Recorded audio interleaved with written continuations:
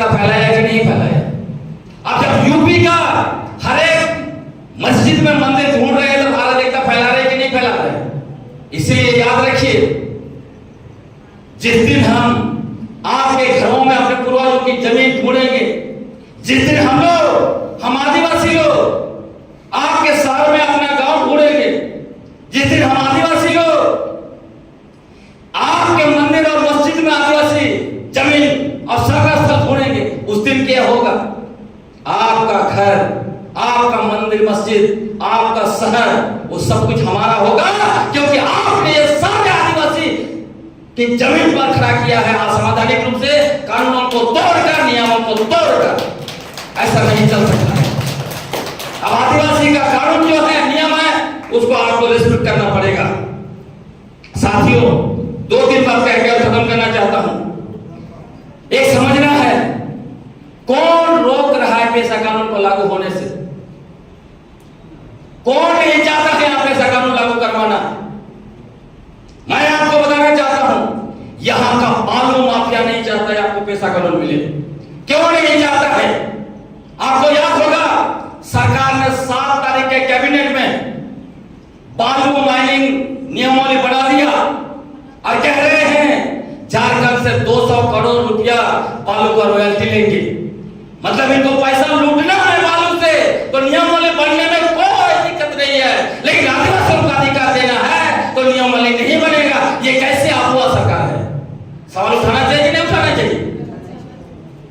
सोचिए, बालू माफिया सारे जगह से कलेक्शन कर करके, ये पॉलिटिकल पार्टियों को, उसमें सारे पार्टियां हैं, भाजपा, कांग्रेस, जेएमएम, कोई भी पॉलिटिकल पार्टी मान लीजिए, सारे लोग बालू माफिया से पैसा ले रहे हैं चुनाव लड़ने के लिए। जमीन माफिया, आपकी जमीन पर सीएमडीएसपीडी कानून बोलता है आपका जमीन गैर आदिवासी नहीं ले सकता है। क्यों इतना सारा जमीन चला गया? कैसे रियल एस्टेट बिजनेस पर मिला इतना ज्यादा?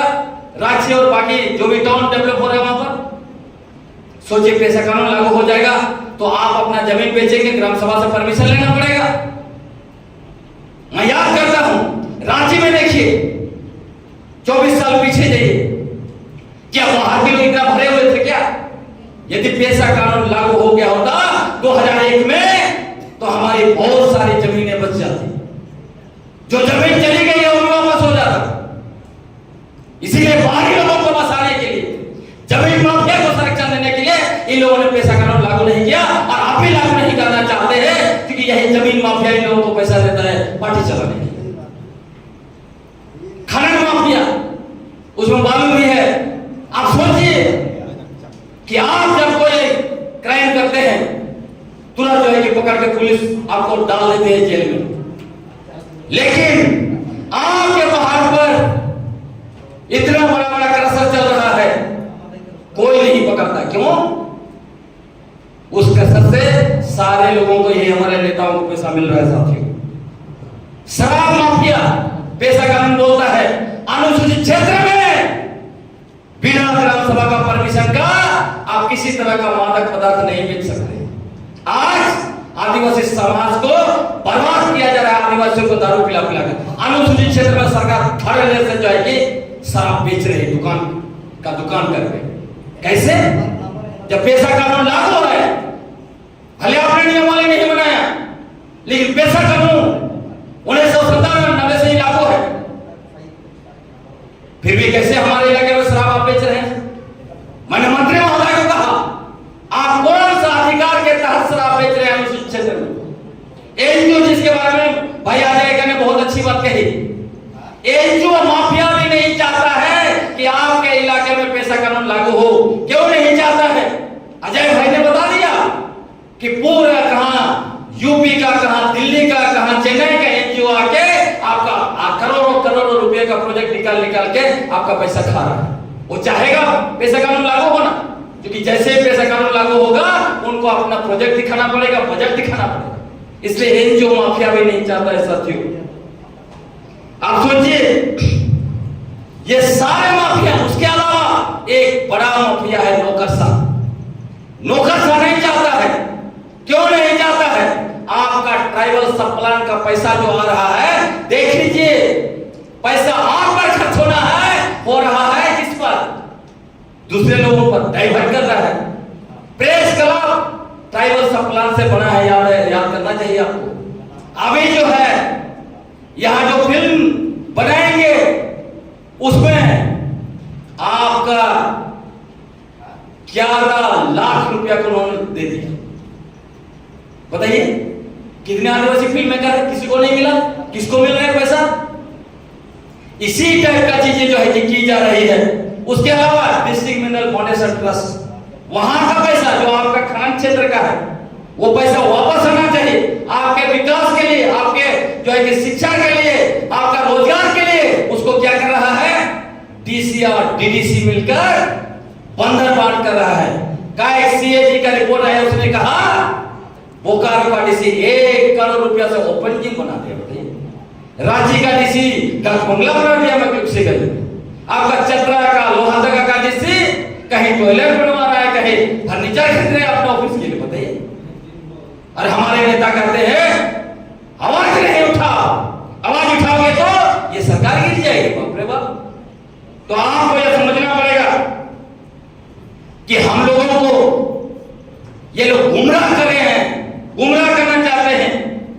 मैं आपको आखिरी बात यह कहना चाहता हूं, आखिर जो सरकार अगुआ सरकार कहती है खुद को, भाजपा सरकार जिसने हमारा सरना को लैंडमाइन में डाल दिया, पूंजीपतियों के लिए सीएनजी एसपीटी जैसे कानून जो हमारे पूर्वजों के खून से लिखे गए दस्तावेज को जो है उन्होंने हमला बोला, उस पर हमला किया, 3 मिनट में विधानसभा में संशोधन किया। हम लोगों को धर्म के नाम पर, सरना ईसाई के नाम पर मुद्दा लड़वाया, इसीलिए हमने उनको उखाड़ के फेंका। आपको मैं बताना चाहता हूं आज भी सरना ईसाई के नाम पर मुर्गा लड़ाया जा रहा है। जितना दिन सरना ईसाई के नाम पर आप मुर्गा लड़ाई करिएगा उतना ही आप ज्यादा लूटे जाएंगे, याद रखिएगा। आज हम लोग सबसे ज्यादा खराब करते रहते हैं। मुर्गा में देखे ना आप लोग, दोनों मुर्गा को ऐसे ऐसा दवा और घास खिलाया जाता है।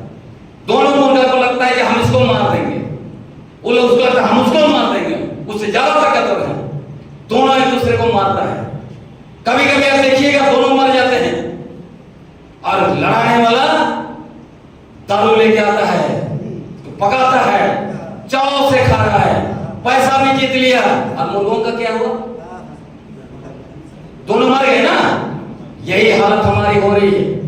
जब तक हम देखते हैं सरना ईसाई के नाम पर हम मुर्गा लड़ाई कर रहे हैं, मुर्गा लड़ाई जैसे खत्म हो जाता है, हम देखते हैं हमारी जमीन पर बाहरी दिकुओं का बहुत बड़ा अपार्टमेंट बन गया, पोस्ट बिल्डिंग बन गया, हमारे पहाड़ पर उनका क्रशर लग गया, हमारी नदी पर उनका ट्रक जाके हमारा बालू छीन के जाके बेच खा रहा है। हमारा जंगल को उजाड़ के टिम्बर बेच के वो जो है कि मालिक बन रहा है, बड़ा अपार्टमेंट बना रहा है। हमारा कोयला छीनकर, हमारा आयरन ओर छीनकर, बक्सर छीनकर उनके महल बन रहे हैं। रांची घूम के देख लीजिए, 20 साल पहले क्या था, अभी पूरा का पूरा रांची का महल बन गया। किसका पैसा है? कैसे आपने आदिवासियों की जमीन पर महल खड़ा कर दिया? कौन सवाल उठाएगा? आपका नेता नहीं उठाता है, क्योंकि भाजपा वालों को पता है इन आदिवासियों को सरना ईसाई के नाम पर मुर्गा लड़ाओ, ये लोग हमें वोट देंगे। झारखंड मुक्ति मोर्चा और कांग्रेस को पता चल गया है कि आदिवासियों को डराओ, आदिवासियों को बार डराओ कि हमको अगर वोट नहीं दिया तो भाजपा आ जाएगी और आपका सब कुछ छीन लेगी। अभी स्पष्ट हो गया। आपको मैं बताना चाहता हूं, भाजपा आपको एक बार में मटियामेट करना चाहती है, अनाकोंडा सांप जैसा। वो निकल गया अनाकोंडा सांप, आपका अस्तित्व मिट गया। झारखंड मुक्ति मोर्चा और कांग्रेस चाहते हैं इनको स्लो वर्जन दो, धीरे धीरे खत्म करो।